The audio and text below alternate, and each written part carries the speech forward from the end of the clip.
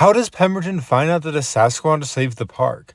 Sure, at the end of the fourth story we learn that almost everyone we meet can tell that we're Sasquatch, but there's a debate that we had about whether they were just saying that so Pemberton would leave us alone. Either way, that doesn't explain my question because in the first story, we can't go inside ArcCorp, and we hide in the bushes whenever Pemberton visits. This means that Pemberton has an inside source telling him that it's Sasquatch who is trying to stop him before the second storyline. And that's what I'm going to be focusing on in this video. Who betrayed Sasquatch? The possibilities for who the spy is are pretty small. You really just have Fox, Raccoon, and the ducks. We're only including the three animals because they're seen in the town before or during the first and second story, so we know that they have traveled there around the time Pemberton would have found out. This is true for the ducks because if you go to town during the first storyline, you can see them at the entrance to the town. If you decide to interact with them, you're going to get a few dialogues. The first one is going to say they already looked for the map pieces, and then they're going to say that the map pieces are definitely in the park, so not really something too suspicious. If you want to talk to the fox, you're going to have to go to the other side of the town, and the fox is really just going to be giving his normal mischief to Sasquatch, so nothing too suspicious right now. But there's also the fox's sewer hideout, which is a lot more suspicious given everything he has in there. And Raccoon is in the beginning and the end of the second storyline, which just confirms that all the animals are in the town during the time that Pemberton would have found out, so all of them are prime suspects for this investigation. The other animals like Bear aren't really suspects because they're never in the town at this point in the story, and animals like the bunny have not even been introduced. As for the possibilities of NPCs we meet, I don't think that's likely, because while NPCs can drive, we never see the ones we interact with behind the wheel. This is further reinforced by the dialogue of, "I have bad credit," which occasionally happens when you drive your friends around in a car, and this implies that their credit score is too low to take out a loan for a car. Let's look at the suspects. Suspect 1. Duck. We see the duck in the first story if you go to the town before collecting all the map pieces, and we know from the valet duck that they can drive, but just don't ask them how. No, seriously, don't. We also know the team of ducks are extremely talented at building elaborate plot devices, construction projects, so that gives potential ability to know how to get in contact with Pemberton via computer or to visit him in the town via golf cart or other vehicle. The ducks have no direct motivation, however, we do see that they are more violent than other animals, as in the third story, the ducks suggest that we kidnap the mayor's daughter, which is not only outlandish, but how that would actually help the park is vague at best. Despite their urge for violence, we see them help out throughout the rest of the entire election campaign, and one of them is even kidnapped at the end.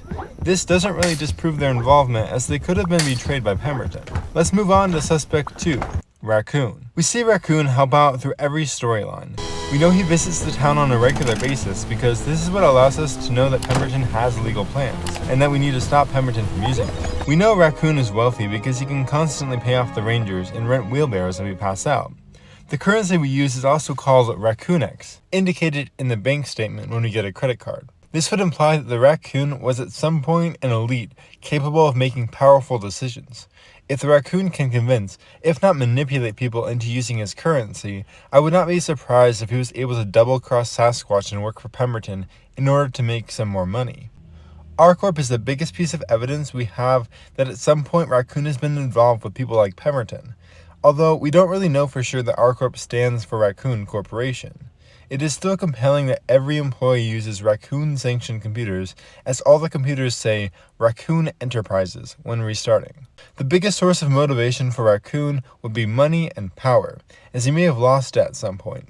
Telling Pemberton about Sasquatch could have been his first step of trying to earn his way back into the corporate world. Finally, let's look at suspect number 3, Fox. We find the fox and the raccoon at the end of the second storyline. The fox knows where Pemberton's office is, and he knows how to navigate the building's inner tunnels, as he's been able to navigate the top of the buildings and to the electrical wires, which is apparently something actual foxes do. Fox also has a disk that allows us to get the code for Pemberton's safe. This is the password recovery disk, so it makes me wonder if he could have used one of these to hack into the tabulator in the fourth storyline. More lore on that coming soon. Fox is also known for mischief that gets Sasquatch into trouble, and in the sewers we can see he has a computer, which confirms that all three animals have access to a computer and a means of getting to the town.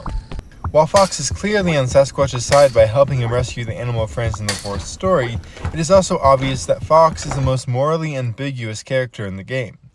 Moral ambiguity in the way that I'm using it just means that Fox's values flip-flop a lot. He would happily pay anything in exchange for mischief, and he could easily get into mischief himself when considering his arsenal of resources in the sewers. Finally though, who is it? Who is the spy? Let's take a closer look at the motive and mobility of all three animals and rank them.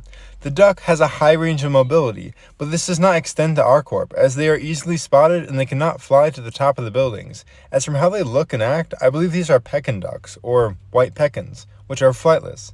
So even if they could get inside, they would be quickly evicted before making it to Pemberton's office on the top floor.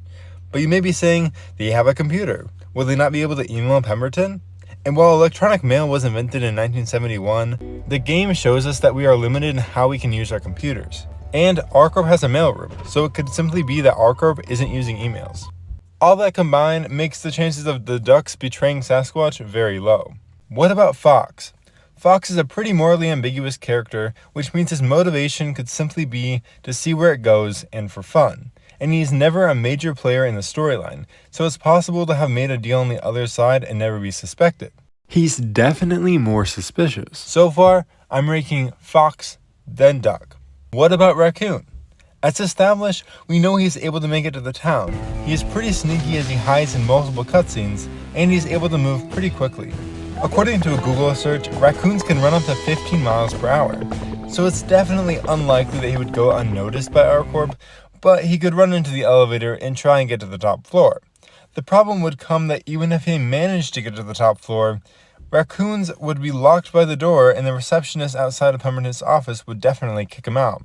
As for motive, Raccoon would want money, and this makes sense considering he is on the coins we use. So with all this information laid out, I truly think the ducks are number 3 on the list of suspects, the raccoons are number 2, and that leaves Fox to be the spy. This makes sense because Fox has every ability needed to infiltrate R-Corp indirectly. By using the elevator system, taking pathways the other animals don't know about, and operating outside the group, Fox could easily write a note for Pemberton to let him know Sasquatch is trying to stop him, dropping it into the vents to avoid detection, and going unnoticed by his animal friends. If you ended up enjoying this video, consider subscribing, and remember, that's just a theory, a Sasquatch theory. Thanks for sneaking. Bonus theory, remember how I mentioned the tabulator and the fox? Well, my initial thought was that the fox could have hacked into the tabulator using the recovery disk, but now that I'm thinking about it, that doesn't really make sense because Fox is nowhere to be seen and we never see him in that building, so as far as I know, that theory is pretty much a bust.